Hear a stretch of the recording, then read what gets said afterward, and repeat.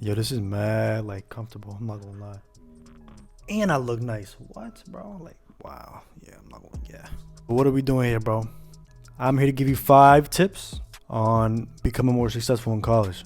This is not for high school students alone. This is for college students too. Maybe you feel me, you're not getting the most out of your experience. That's what I'm here to do. I'm here to help you out. So let's get right into the shit. Number 1, your social life is what you make of it, bro. Same shit in high school. There's clubs, there's organizations, there's parties, there's shit you got to get involved in. But in order to get involved, you need to know people. And that's a part of the effort that you put in. You need to put effort into knowing people and getting connections. That's going to make or break your experience.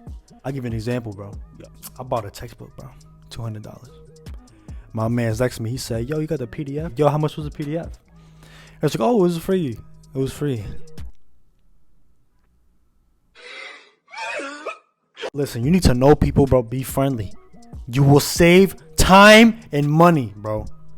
Look at me. So get involved in campus. I always suggest joining clubs and shit. Put your name out there. No one will know you unless you make yourself known. Now, here's another thing. Status and all that shit is not the same like it is in high school. There's no such thing as a popular kid. There's 20,000 of you on campus. There's 20,000 of you on campus. And this dudes that's like 30, bro. 30 years old, 50. They got kids, grandkids in college right next to you. They're your classmate. You got to do a group project with them.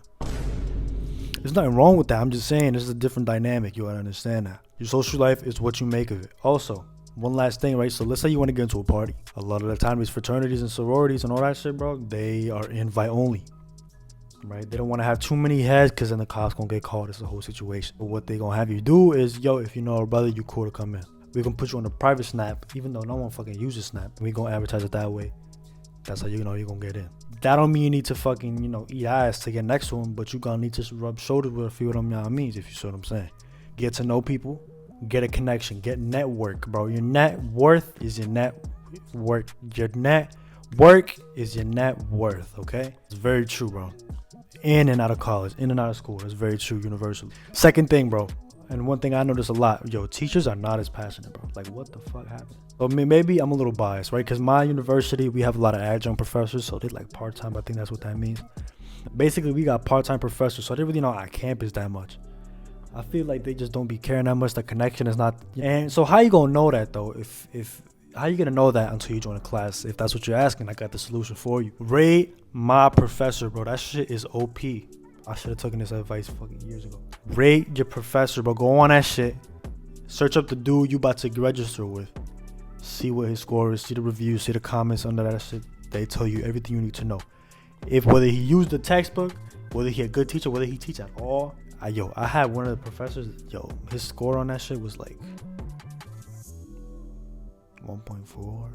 2.2. Yeah, it was bad, bro. It was bad. That teacher hated me. It was a speech class. Matter of fact, let's get into that story time. It was a speech class, bro. And listen, I'm gonna tell you something about myself. I'm very charismatic when I'm on stage. When I speak, it naturally flows, and I'm naturally funny. I'm not just saying that. People was laughing when I was saying shit, so it's not like I'm making this shit up. The rules was more important than your delivery of the presentation. You understand what I'm saying? So I would go up there and I would be saying some shit, but I would say in a funny way, in a way that related to the students, because that was my main goal, was to fucking talk to the students and convince them of whatever I'm trying to say. So he just didn't like me, bro, and he was so fucking rude. He would go on tangents all the time, bro. He was talking about Jeff Bezos and Facebook and like, yo, what the fuck? What are you talking about, bro? He would go on all these tangents all the time, bro. His critique, bro, his criticism was terrible. Yo, what I'm basically saying is, research your professors. It's gonna be very important. You have to register on your own, so get used to that shit. That's a responsibility. That's on you now. Number 3, bro. Choose a major that's relevant to your career choice. I see dudes that go into school as a music major and then they end up doing fucking like finance or some shit. You want a straight path from here, from A to B. You don't want to do all this other shit, and then you know what I'm saying? And more importantly, what you don't want to feel is that once you graduated, that you're fucking all that time you spent getting this degree and all that money you spent is worthless because you don't even use it. Because your degree that you chose is useless. Let's be honest. A lot of degrees are fucking useless. I think it's just one of them things that everyone like wants someone with a degree, with a bachelor's degree. It's like the minimum requirement.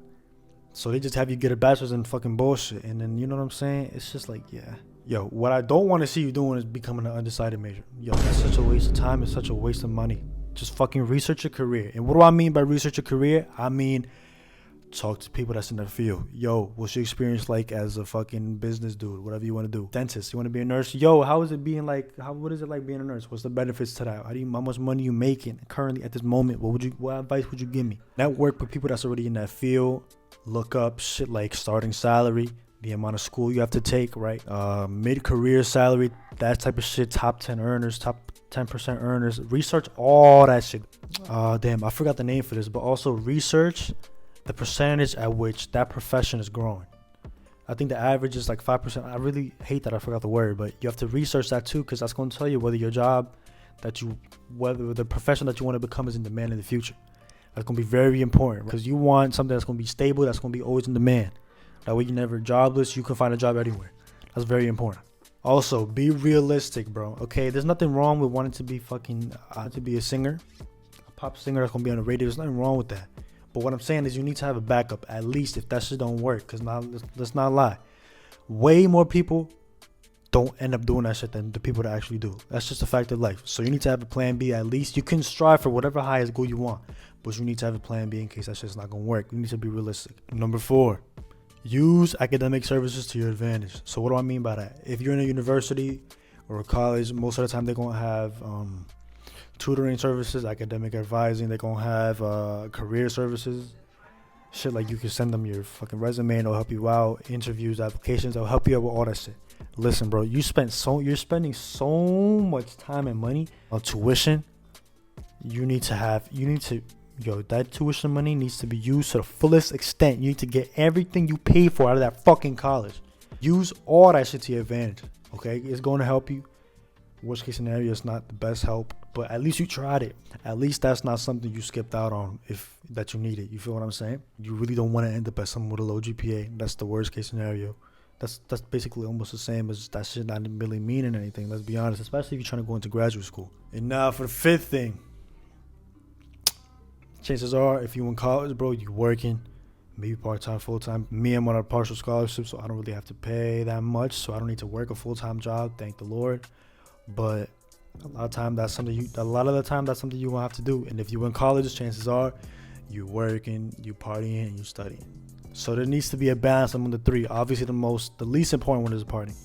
The most important one is school, second work, and then the party.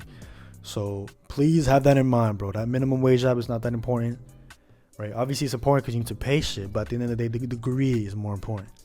Same shit with the parties. Parties always going to be there. Okay, you're not even 21 yet, so imagine when that shit pop out. Don't go crazy when you're 18, 19. Just wait a minute. Get your shit together first, and then you can do that after. That's basically what I'm telling you. So yeah, that's basically those 5 facts. I hope you find this very useful. I really wish I had someone to tell me this shit in the past. I mean, I'm still in college. I'm not that old in college, but still, you feel me? It would have been useful. So yeah, I'll see you on the next one.